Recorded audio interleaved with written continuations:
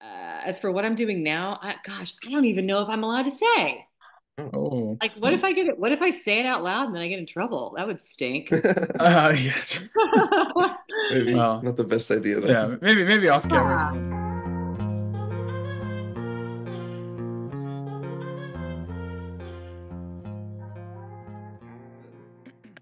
Hello, ladies and gentlemen, and welcome back to the Otaku Brothers podcast. We have a very, very special episode with you all here today. Joining with me, like always, is our awesome, wonderful co-host Ben, and with us a very, very, very special guest. She's an accomplished veteran theater actor as well as an astounding actor in the gaming and anime industry. Who, frankly, I'd have a harder time naming shows she has not been in than ones that she has been in. So, ladies and gentlemen, please welcome Lydia Mackay. Thank you so much, Miss Mackey, for joining us here today. It is Oh quite the man. pleasure. Thank you so much for having me. And please call me Lydia. Awesome. Well, thank you so much. And I guess just real quick to start off, for any of our viewers who may not be familiar with your work, if you would like to maybe give a little quick introduction about yourself, the work that you've done, and what you currently do, and maybe some notable characters that you've voiced in the past and things like that. Yeah, gosh. Okay, I'm gonna try to give you like super fast timeline. So Okay. I was a theater major as an Hmm. undergraduate student in Fort Worth, Texas. Right around the end of my undergraduate career, I took a chance on a random audition for a new company at the time called Funimation, and me and some friends of mine managed to get booked on a couple of small roles. And then, like anything else in industries everywhere, you start to build relationships with people, you like to work together, you collaborate well. And so one role became two, and then I got offered another one, and more auditions came my way. And like little by little by little, you start to build a career as a voice actor. It was really nothing I'd ever planned on at all. Hmm. My goal was to be an actor, period, meaning I would do stage or film or TV or any number of things. And so the voice acting was really kind of a surprise,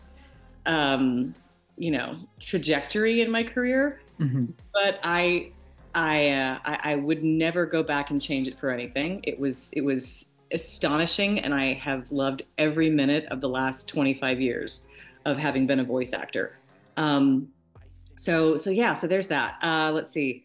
Um, I don't do as much stage work anymore, Hmm. as much as I would like anyway, because I'm spend most of my time at TCU. I teach in the theater department there. One of the classes I'm teaching actually is a voiceover class. So Oh, I love that I get to share that side of my own career with my students because they're getting interested in voice acting as well. hmm. Um, so yeah, so let's see, 25 years or so, give or take, doing the thing. And you asked about characters. Um, let's see, some big notable ones. My first one, the one that I got cast in originally, was a teeny little role in Dragon Ball Z, and her name was Cynthia. She was a driving instructor. She was Hmm. crazy, loads of fun. Um, Other big role, like that was the first, but then big roles, I would say Trisha Elric, and Sloth, Juliet Douglas, that whole like Hmm. trio in Full Metal Alchemist. And let's see, Madame Red in Black Butler. More recently, Vanessa in Black Clover, which was on. It's on Netflix, and we just did a movie last summer for that. And then One Piece, of course. Like One Piece is the Yes. big. That's the big one. That is Hmm. the epic saga, literally. And so yeah, that's kind of the one of the big ones I'm known for. But yeah, as you say, like I've got a pretty great list, and I'm really Yes. grateful to have had those opportunities. So yeah. That's really incredible. I mean, just those names alone are huge, and that's very influential. Those shows that you've just named, so that's really incredible. But I guess as somebody who is also from Texas, me and Ben, we're also natives here in Texas as well, and as someone myself who is also trying to get into the entertainment industry and things like that, I've heard a lot of the time that it being in from Texas is a bit harder instead of you'd rarely have to go to places like California, New York, and things like that. So I'm just curious to see what your input is in that, and if you found it, if you think harder being from Texas, or what do you think about that? Um, hmm. I don't know if it's harder necessarily. I think it's just Hmm. different. I think breaking into any kind of industry, and in our case, an entertainment industry, there are always going to be hurdles you have to overcome and like pathways you've got to take and opportunities you've got to be available for no matter where you go.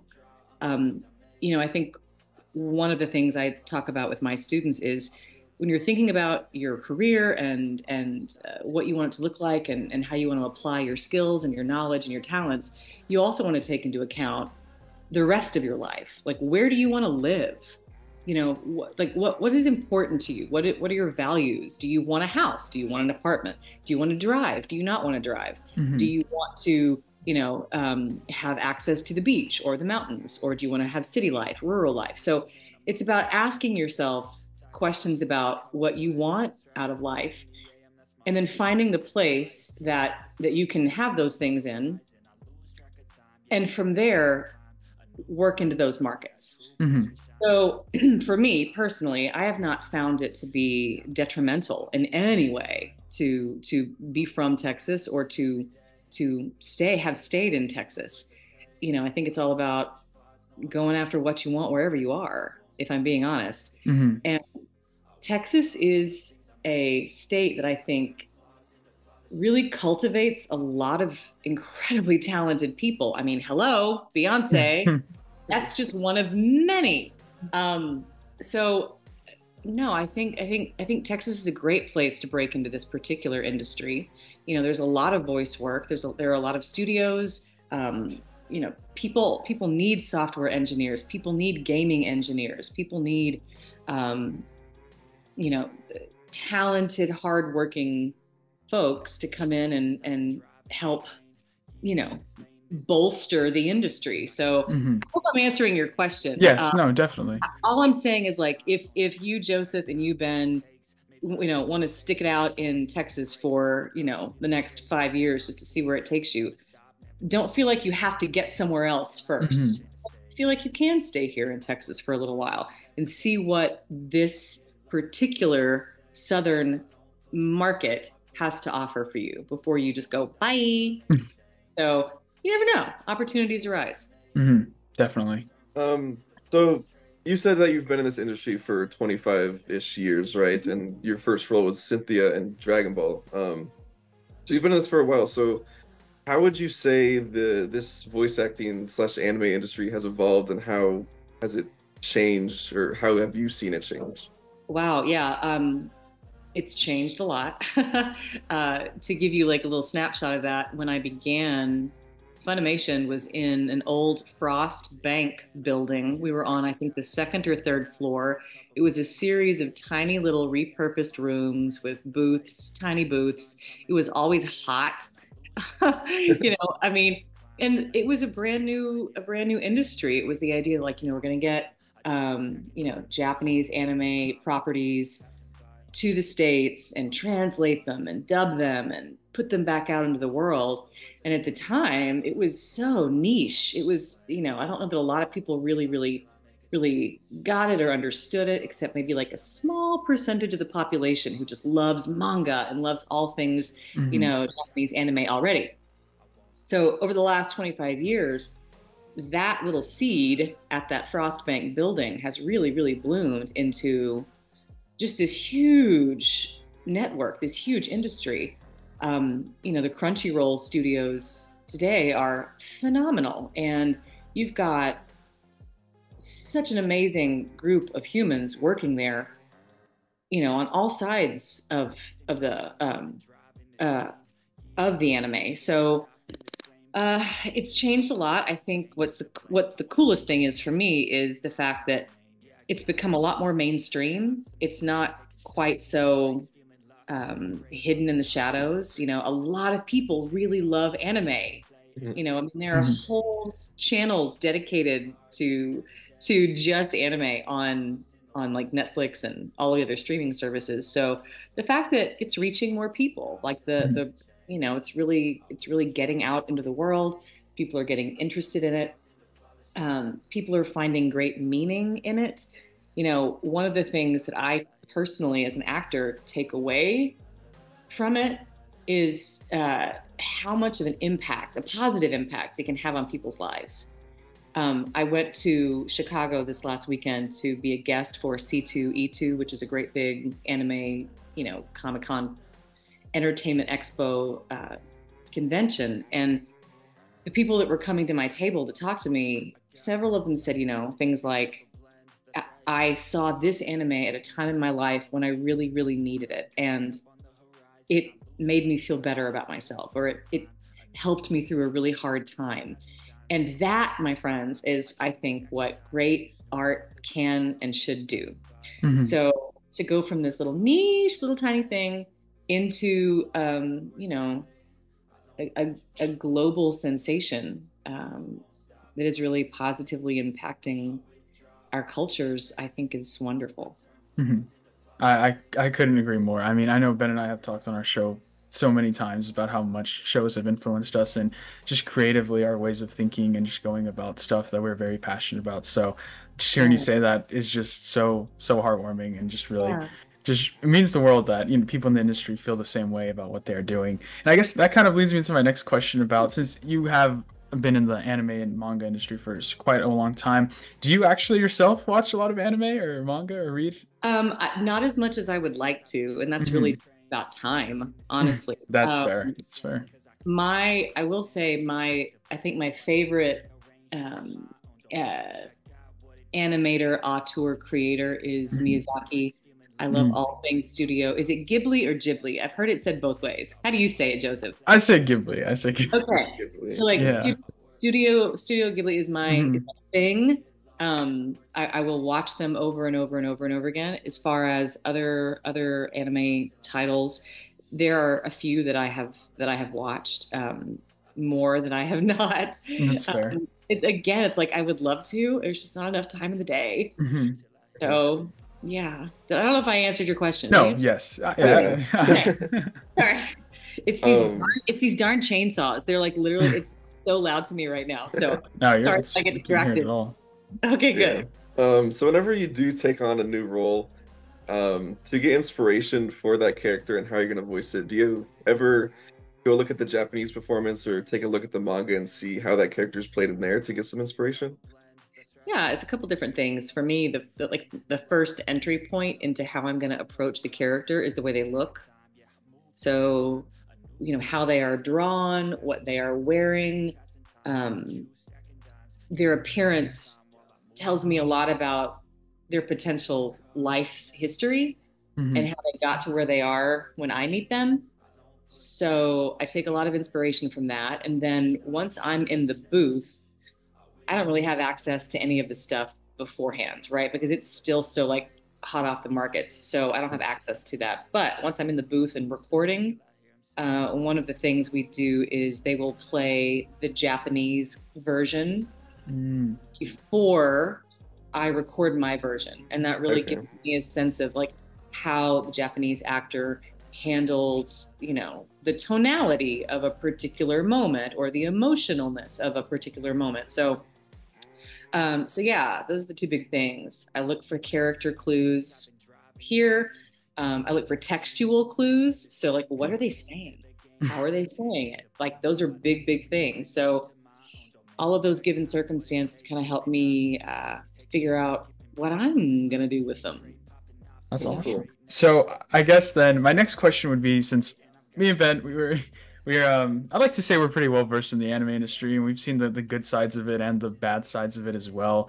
So I'm just curious, because we've been online and we know how awful people can be on Twitter and things like that. And I guess yourself being in these big shows like One Piece, Black Clover, My Hero, things like that. I mean, have you ever found yourself in some sort of, people online saying, awful things, and have you been able to, I guess, look past that, and how do you go ahead and cope with all of that? That's a really great question. Thank you for asking that. Yeah, of course. I think you're touching on something that we as a society are dealing with a lot of right now. Comment sections and people's need to voice their opinions on literally everything. I will say that about, oh man, how many years ago was this? 5 or 6 years ago, I opted to take myself out of the social media sphere. So I am not on Facebook, I'm not on Instagram, I'm not on Twitter, I'm not on TikTok, I'm not on any of that. Hmm. Because what I was discovering was that it started just to become noise in the background. Like, I can get my news and my information in so many other ways. Social media is its own unique beast, and it can do some good, but I think it is starting to become a place of, um, I don't know, like it's starting to like really generate a lot of toxicity in our societies and society, I should say, singular. So long story short is, because I'm not on any of those platforms, I don't really engage with or see what comments are doing. I'm more interested and focused on my day-to-day job, meaning, you know, who am I in the classroom with my students? Am I present? Am I helping people along the way? Am I practicing due diligence in my own arts and craft and skill set? So I'm choosing to focus myself and my time on those things rather than the general noise of what everyone's opinion of me or my work is. Now, Hmm. I will say that that's not to say that, criticism um, isn't valuable, because it is, right? I want to point out, I think there's a big distinction between judgment and criticism. I think what we get a lot of on online is judgments, snap, quick opinions, judgments that aren't terribly considered. Whereas criticism is like, you know what, Lydia, maybe you were phoning it in that day, and you could have dug a little bit deeper and given us a little bit something more with your vocal performance that day. And to that, I would be like, yeah, you know what? You're probably right. Let me think about that and see what I can do better for next time. So for me, it's about, listening to the people that I'm working with in the room, trusting the people I'm working with in the room. If the director is happy with what I'm doing, I do it. And if they're Hmm. not, tell me. And I shift according to what they need, much like I did with my professors and my and my own teachers. So like, if you've got constructive criticism, bring it to me every day, all day. I will take Hmm. it. I want to be better. But if you've got negative judgments that are meant to tear down, distract, or mess with my brain, you can have them. You can keep them. I don't need Hmm. them. It's work to do. So yeah, that's my opinion. Yeah, that's very valid. Yeah. I know it can get a little out of hand sometimes. I think the most recent case of this is with Alex Lee. He does the English voice actor for Sung Jin Woo in Mm-hmm. Solo Leveling. And there was this whole big thing where he was getting a bunch of hate comments and even death threats because people were wanting him to perform this one voice line in a very specific way. Mm-hmm. Um, and they just went about it the wrong way, I think, and it's Yeah. terrible. Well, and it's crazy because we have to, there's so much more nuance and complexity to what we do as creative beings. And I think we have to allow each other that complexity and that nuance rather than just jump to instant conclusions. Okay, so maybe it's not the way you wanted it to go. Is it really life or death?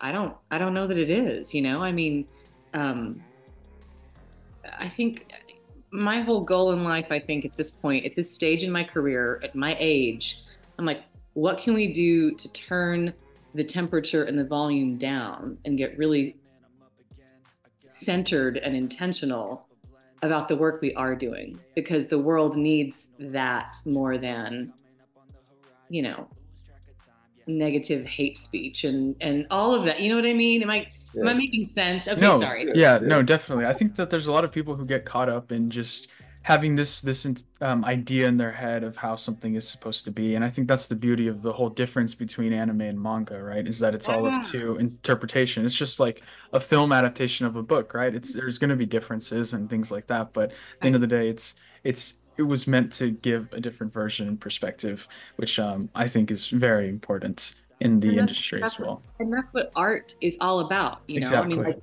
art is not here to be, you know, 1 + 1 = 2. Hmm. That's not art's job. So yeah. Yeah, definitely. Yeah. Well, I guess moving on to a little more lighthearted question. Um, Oh, I like these good. I like the other ones. I mean, that's great. But yeah, let's this do one it. actually isn't kind of lighthearted. It's Okay. a little personal, but um, so you've been in a bunch of different anime, One Piece, Black Clover. I know you're in Frieren. Yeah. And you've also been in shows like High School DXD. Um, would you say there's any kind of boundary to a character that you'll play or accept role in? Yes. The answer is yes. When I was a younger actor and really just starting out in the industry, making my living as an actor, that was a time in my life where I was like, I will say anything. Like, put the script in front of me and I will Hmm. totally say anything, right? Again, it's like, it's art, you know, and like you have to Hmm. ask yourself as the artist, what kind of art am I willing to engage in for, you know, for money to be able to pay my bills? And I think every artist has to draw their own boundaries and have to draw their own lines of like, okay, I'm comfortable with that, but I'm not comfortable with that, and then move on. So, but as I've gotten older and, you know, started to teach at a college, for instance, there are certainly, you know, contents that maybe I'm not as comfortable engaging with as I used to be, you know, 15, 20 years ago. Um, because it's not who I am anymore. You know, I mean, people evolve, their boundaries evolve, and that is to be expected. Um, so I'm still pretty game for anything, but I like a little bit of a heads up. I don't want to really, at this point in my life, ever do anything. Not that I ever did want to do it, but I think I'm just aware of it now. But like, I don't ever want to do anything at this point in my career that feels overly exploitative of another human being in any, you know, in any way, shape, or Hmm. form. Um, that's something I'm not interested in. I'm not interested in anything that is overly graphic, you know, whether that be of sexual nature, whether that be of, um, you know, like physical violence. Uh, it really depends. Hmm. You know, I mean, it depends on if they're able to give me, if like, you know, the team is able to give me a heads up of like, this is the arc, this is what you're going to be doing. That informs my decision. Hmm. But then sometimes there are surprises along the way because you can't always know, and you may find yourself in the booth one day being ripped apart by large humanoids. You know, you just don't know. So yeah. That's fair. And I guess to go off of that, you going more into that, is it, I know you hear so much stuff in Japan in the news about how the conditions in the work industry, more so for animators than actors, but still, is it pretty tame here in the US? I know you said you worked at the Funimation studio in Dallas, and is that mostly where you do you go in to do work there, or do you do it from home, or how does the process of that? Yeah, so I go into the Crunchyroll studios about Hmm. once a week. Oh Um, wow. yeah, and Hmm. do some recording. This last, I define my life by semesters now because I'm a teacher. Yeah. So I'm like, this last semester I was working on 3 or 4 different shows, little bit parts kind of here and there ish. Hmm. And so I was, yeah, I mean, I go in about once a week. Okay. Um, I don't do that from home. I did during COVID, but that's a whole other story. Oh yeah. Um, so yeah, but I'm sorry, I'm not picking up on what the first part of that question was about industries and things of that Well, nature. so yeah, just in Japan, there's just this whole thing going around recently with how Ah, animators have just been treated unfairly and things like that. yeah. And I was just wondering if there's any kind of similarity or resemblance to that in here in the US, and if it's different or things like that, conditions and how they are, just along those lines. Yeah, I mean, I don't, off the top of my head, I can say that because I am not in that particular workplace Yeah. every Hmm. experiencing what what they are experiencing. It's hard for me to really speak intelligently about what it's like. I mean, I can give you kind of like an overall Lydia Mackay's interpretation of like, the working world. And it is that I think we prioritize, like profits and products and go, go, go, go, go, hustle, hustle, hustle, more than people, and more than, like the well-being of people and communities and us as a collective. So I think that's everywhere. I don't know if that's specific to any one particular industry or any one particular region or even country for that matter. So I think we can all, hopefully, as we filter into these industries, do our best to inspire and advocate for better working conditions, better work-life balance. So I guess taking a little step back, you were talking about how you would go into the Crunchyroll studios once a week to record and whatnot. Would you say you have a lot of input into, I guess, what your character is saying and how it's being depicted? Mostly no. A little bit yes. I mean, so the script, I mean, like the animation is set. Yeah. The script has been translated and wordsmithed, and so whenever it all comes to me, it's really my job to lift the text off the page, give the character that real world voice. So so no, I mean, on a rare occasion, like if there's a line, for instance, that's just not hitting the right way, like maybe it's not matching the flaps just right, or like it's not feeling like what we've established the character to be, I might throw out some alternative lines, and sometimes they take them and sometimes they don't. So, but that's really about it. Okay. Interesting. So I guess something similar along those lines with how you get into the character and performance. You did say you have done theater and things like that as well. And I was just wondering if there's any correlation between the two, if you find it helping the other. Yes, yes, yes, times 1,000. So, I mean, I think voice acting at its baseline is acting. And I think most, I mean, I could be wrong about this, but I'm going to guess that most actors, whether they end up being a voice actor or, film actor, TV actor, whatever, start probably in their high school theater programs. And some of them then move that love of storytelling into, higher education. And so you get into an undergraduate theater program like we have on our campus at TCU, for instance. And the skills that an actor learns in the theater are directly applicable to the world of voice acting.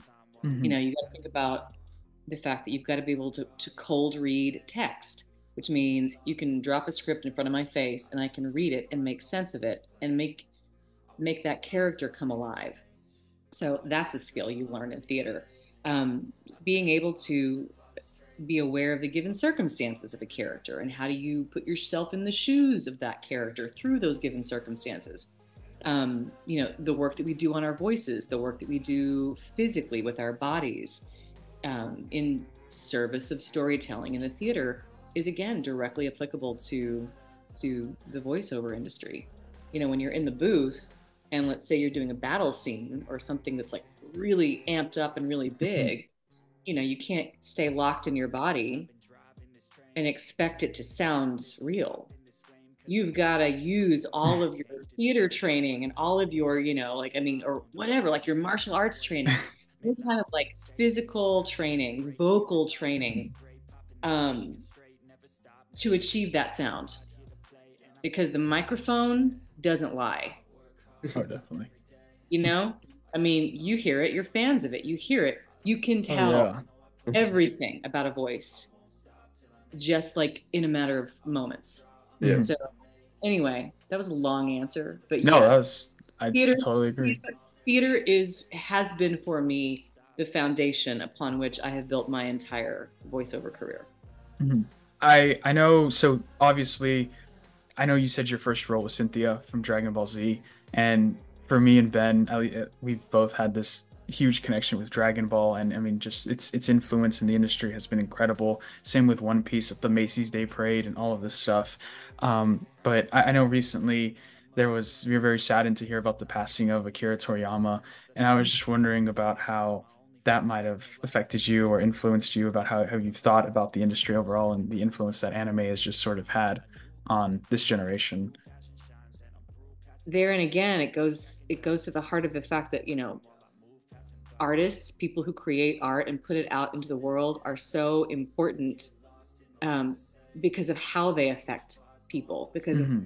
because of how much they mean to people. So the fact that you know him and you drew so much from his work, and Hmm. then he's gone, sadly.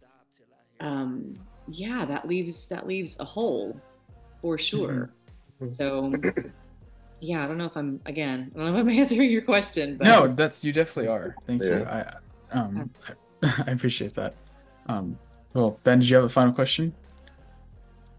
Um, no, I think we're good. I know we went a little over time, Hmm. but dare you? How dare I you? know, I know, technical difficulties and all. Well, we really do appreciate it, and Ben and I, like we said, huge fans of your work. We've watched a lot of your shows. Frieren, Ben I think, actually just finished, and he loved it. Oh, So, yes, nice. um, it's awesome. mhm. Awesome. So we're definitely gonna, remember this moment. So we really appreciate it. Thank you, so much for joining us, Miss Mackey. We appreciate it. Would you like to tell the audience just a little bit about what you're doing now, which some stuff to look forward, maybe some roles that you're coming up in, some little hints? Yeah.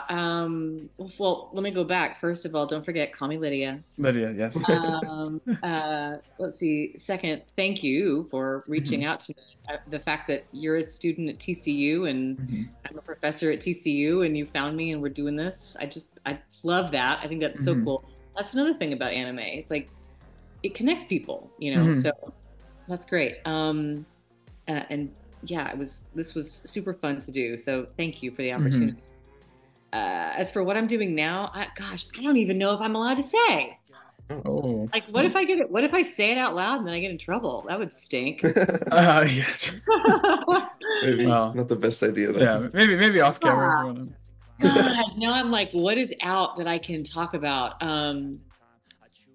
Oh golly. Okay, hang on. Let me look at my. Let me look. I I keep know like a. that Oh, Black I keep Clover's like a coming back Black Clover at is some coming point. back. That's true. Black Clover. Yeah. Oh. Speaking of Black Clover, so I have a Funko Pop for Boa for Hmm. Hancock, but I'm getting a Funko Pop for Vanessa, is what I hear. So Oh, that's cool news. that's Oh, awesome. Hmm. that's Let me awesome. look, Yeah. let me look at some of the shows. The Witch and the Beast is one I did. Yes, that's coming Hmm. out recently. That was something I recently did. Let's see, A Sign of Affection. That's another one. Haven't Hmm. heard I of that don't one. like that. Maybe I'm gonna get in trouble for that. Um, then I think because I think we're doing a simul dub, which is why I'm going in every week. But have you heard of Hmm. a show called Remonster? Yes, I Hmm. think so. Hmm. Okay, Sounds so familiar. I can't say anything else, otherwise they're gonna That's That's come. fine. that's totally fine. That's Thank fine. you. House. I guess has anyone, just since you've sort of shared that you're a professor, has anyone in the class been surprised to hear that you're a voice actor, and then maybe Yeah. just kind of have a little fangirl moment in class or anything like that? Yes, that has happened, and I Oh love it. man, that's awesome. Yeah. Anytime any of whether it's like my personal theater students or like students from just TCU at large Hmm. find out that I'm a voice actor and that I've done the things that I do, and they Hmm. reach out to me. It is always the most delightful surprise of my day. Hmm. It really truly is. Yeah, again, it's like the fact that something I love to do finds its way out of the booth and into the world and into somebody's heart is why I do it. So I love it.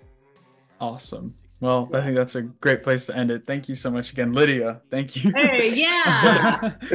We really appreciate it. And thank you so much, everybody, for watching this episode. We really do appreciate it. Make sure to hit that like and subscribe button and go check out Miss Lydia Mackay's work. She's awesome. She's been everything Black Clover, One Piece, Attack on Titan, My Hero, everything out there. So thank you so much for joining us. We really do appreciate it. Thank you. It was Yes. absolutely my pleasure. And Joseph, Ben, thanks for this again. And please, please have an amazing end of your semester. Thank you. Thank We'll you. try. And good luck to you in life and just everything else as well. Appreciate it. Thank you, my friend. God bless. Thank you. Have a nice love, day. Bean. Bye.